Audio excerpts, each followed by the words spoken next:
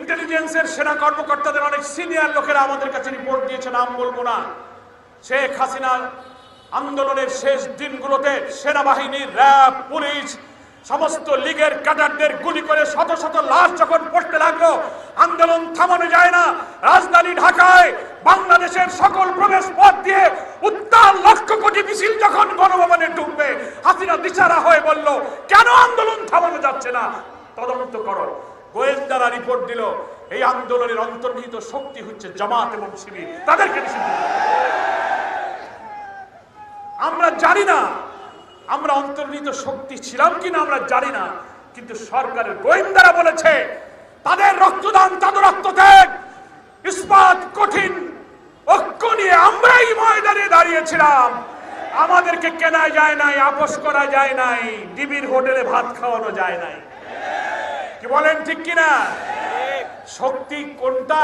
সরকারের গোয়েন্দারা খবর রাখে। এখন ভারতে যে আন্দোলন হইতেছে, তেলাপোকা দলের আন্দোলন হইতেছে না, মারপিট, চিল্লাচিল্লি, এখন ভারতের বিজেপির লোকেরা পশ্চিমবঙ্গের এই সমস্ত নাম আর বললাম না, তারা বলে ভারতের এই আন্দোলনে জামাত শিবিরের মদত আছে। তাহলে তো বোঝা যায় 24-এর আন্দোলনও জামাত শিবির, ভারতেও জামাত শিবির। আল্লাহ আপনাদের মুখটা আরো বড় করে দিক। আমরা অত শক্তিশালী ভাবি না, কিন্তু সারা দুনিয়ায় জামাত শিবিরকে নিষিদ্ধ করে বাংলাদেশের মৃত্যু ভয়হীন এক অজেয় অপ্রতিরোধ্য শক্তি হিসেবে আমি জামাত শিবিরকে পরিচিত করিয়েছি। এটার জন্য তো ওনাদেরকে ধন্যবাদ দিতে হয়, নাকি বলেন? আজকে ধন্যবাদ দেব না, উনি দেশে আসতে চাচ্ছেন, তো দেশে আসতে চাচ্ছেন না?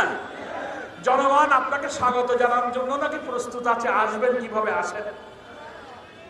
প্রধানমন্ত্রীকে বলবো, আপনার মন্ত্রী মিনিস্টারদের মধ্যে দুর্বলতা আছে। ফ্যাসিবাদের দোষরদেরকে আপনি আদালত থেকে জামিন দিচ্ছেন, রাজনীতি করছেন, নির্বাচনে অংশ নেবে আইন সংশোধন করে। তারা রিফাইন আওয়ামী লীগ ইনক্লুসিভ ইলেকশনের নামে ফ্যাসিবাদের প্রেতাত্মাদেরকে বাংলাদেশে ঢোকার জন্য আবার ষড়যন্ত্র করছে। আমি ঢাকাবাসীকে বলতে চাই, আবার যদি 24-এর রক্তাক্ত ইতিহাস সৃষ্টিকারী ফ্যাসিবাদের প্রেতাত্মাকে এই সুযোগ দেয়, আপনারা কি মেনে নেবেন? প্রশ্নই আসে না। তাই আমরা বলি, গণভোটের গণরায় কার্যকরের জন্য পার্লামেন্টে সংবিধান সংস্কার পরিষদের আহ্বান করুন। বিএনপির এমপিরা শপথ নিন, আমাদের এমপিরা শপথ নিয়েছে, বৈঠক ডাকুন, 84টি সংস্কার সম্পন্ন করুন, সংবিধানের তফসিলে অন্তর্ভুক্ত করুন। তা না হলে রাজনৈতিক সাংবিধানিক বিতর্ক যদি পার্লামেন্টে নিষ্পত্তি না করেন, আমাদের আর কোনো পথ থাকবে না। 70% লোকের কাছে রাজপথে তার ফয়সালা হবে।